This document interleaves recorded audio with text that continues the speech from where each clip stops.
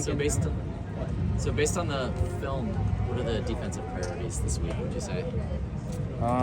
Finish tackles on the perimeter and keep the quarterback in the pocket.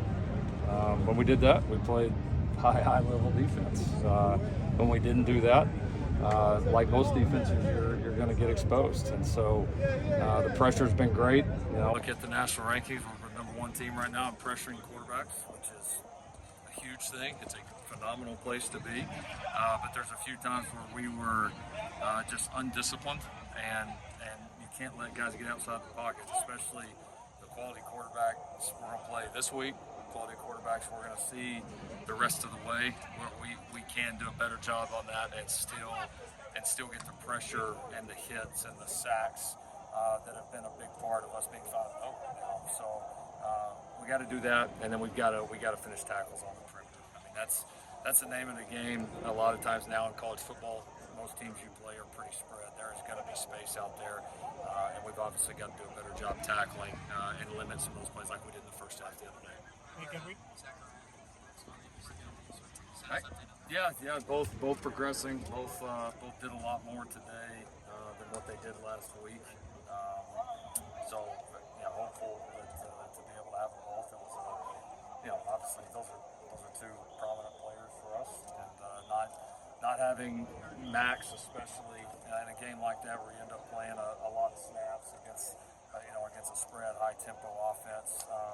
That one hurt, right? Just his experience, and just simply too, just from a sub standpoint. I mean, we had too many guys that played 90+ snaps when we start to consider special teams as well. So hope to have them both back. Don't think anything's long term, but we got to see how they go.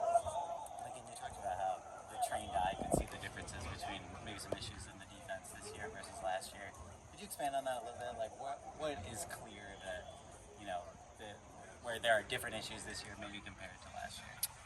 Well, I mean, you're talking about comparing obviously a big part of games, but I think first off, we've been able to generate consistent pass rush from all levels of the defense. I think we're better from a blitzing standpoint from the linebacker position, and we certainly have more guys up front, both outside and on the interior, that can create havoc, that can get in the backfield, that can create tackles for loss. And so that's been a big difference. I think the second has been the run lanes. We're a little bigger, thicker, stronger inside. And so when things have popped this year, when we've given up a run, it doesn't look the same. It just doesn't. And it's not been because people are just getting moved way off the ball, or you maybe have just kind of this gaping hole here. It's been, again, it's just a sturdier front overall. And I think those have been the biggest differences, honestly. I think we busted less. We played some stretches of ball this year that, frankly, I don't know that we were capable of playing last year, to be honest. So we got to put it together. We can't just do it. We can't just dominate a good offense for 2.5 quarters like we did the other day. We got to do it for 4. That's our expectation that we will. Coach, with Eric Gentry only playing 9 snaps on defense, are you managing him from a health perspective? Is there more you want to see more from him in practice? Just take me through his role right now. I think just competition. I mean, he's Eric's still he's back full go. But when you miss the time that Eric missed, I mean, he missed all the spring ball. He missed basically the last half of last season, and then he was very limited really through all of fall camp. I mean, he's healthy, but he's still getting his feet underneath him. He's still getting back used to being on the field and playing a lot of snaps. So, and listen, we got a better linebacker than we did last year. I mean, it is what it is. There's more good players. I think Eric's going to have a chance to have a prominent role in our team and our defense, and I was proud of him the other day that even in a game where he didn't play a million defensive snaps, the pump block was clearly one of the biggest plays in that game, and so still making an impact. But yeah, the quality of players he is, if he continues to work hard and stay focused, it's hard to imagine him not getting better and better and playing a pretty good role for us. Lincoln, we didn't see Corey Foreman on the sideline on Saturday. He didn't play against ASU. Is he someone who intends to redshirt? It's something we're exploring right now. It's this early in the season. I don't know. I don't want to say anything for sure because a lot of things can transpire. But both us as a staff and the players that have that available, it's something you have to be aware of, and it's something we're open with guys. We have conversations with all of our guys that have that have redshirt years available. And so occasionally if a guy maybe he's not going to have a huge role in a game, you might hold him back right now, and then if an opportunity presents itself to have a bigger role, you can obviously revisit that down the line, and I would put Corey in that category right now. Arizona did maybe one of the best jobs this season of limiting Washington's offense last week. What stands out about their defense? Yeah, I think they're improved. They've got obviously some new personnel, but they did a nice job. They dropped some people into coverage.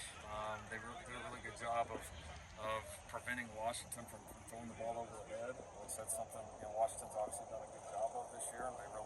They really weren't able to do that. Kind of forced them to be more patient and made a few plays. And honestly, they were probably a couple of third and extra long conversions away from having, and they had a great shot to win it as it is, but even better shot to win it. So they played well. And it's it's a good football team that came up there and had a chance to win. And as I've been telling you guys, road football's hard, man. And they played well on the road. Give them credit. Young quarterback played well. And I think this is an improved football team. I think it's a better football team than what we played in Tucson. It seems like Ross is really kind of seized the starting spot. I mean, what has he done to earn that, and also just to really cover Yeah, Christian's he's been our most consistent guy 5 years, and not totally surprised with that. His experience shows up. The fact that he's been through it, there's just a maturity and a confidence about him and a steadiness that's been really good for that room. And so we obviously didn't have him through most of spring. Again, we had the weird deal with the first of the season. I mean, all of that. So he's starting to really get in a rhythm. I think he's done a nice job at corner. Played very steady, played a lot of snaps for us the other day. Covington's coming along. He's made some nice plays. He honestly, even on the hard count the other day, he was in pretty good position. The ball kind of tracked back inside. He's really in pretty good position on that play. And he's starting to become a little more consistent on the practice field. So he's a guy. He's a guy we'll point to. Along with Damani, along with Sierra. We want those guys to continue to come along. We know we're going to need them. They've all had some moments of really, really good play. They're all in a really good competition right now to play, and the green's going to rise to the top, and we need those guys to come out and play at a high level. Do one more? Got 3 former Arizona players. You mentioned Christian lost. Is there any, you guys kind of talk to them about game plan or strategy or anything, or is that okay to do? Or We kind of just more fun than just to kind of settle them down. And they're honestly 3 pretty steady guys. They're pretty older guys, but we've had this a lot now with like Austin last year before Stanford and B. Rice last week for Colorado. I mean, it's become a little more commonplace that somebody on your roster is going to be have played at the school that you're playing that week. So we try not to make it too big for them. Have those guys are always excited to go back and compete against all their buddies and see a lot of people. And then there's obviously a lot of emotions flowing there. So we're glad those guys are with us. I know they'll be ready to play, excited to play against our group. Sure. All right.